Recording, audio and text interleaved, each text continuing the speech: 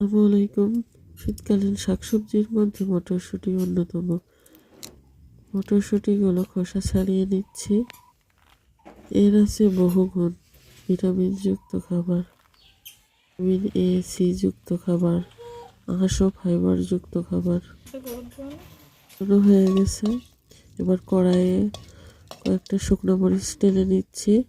এরপরে মটরশুঁটি আর অল্প কিছু পরিমাণ ধনিয়া পাতা দিয়ে দিয়েছি। এটা কিছুক্ষণ ভেজে নেব। মটরশুঁটিতে আছে calcium, magnesium, iron, folic acid, যা দেহের জন্য খুবই উপকারী। মটরশুঁটি আমাদের দেহের হাড়কে মজবুত করে।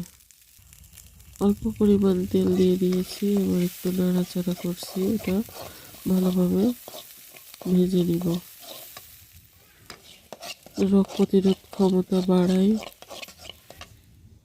এই যে ভাজা হয়ে গেছে, এবার নামিয়ে নিয়েছি। এরপরে এর মধ্যে একটু লবণ দিয়ে দিচ্ছি।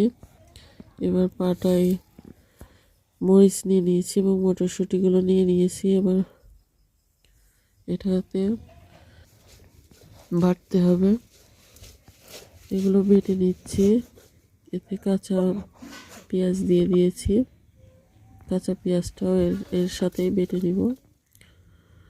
বাটা হয়ে গেছে। ভর্তাটা সুন্দরভাবে হয়ে গেছে, খুবই সুস্বাদু খাইতে, দেখতেও বেশ চমৎকার হয়েছে।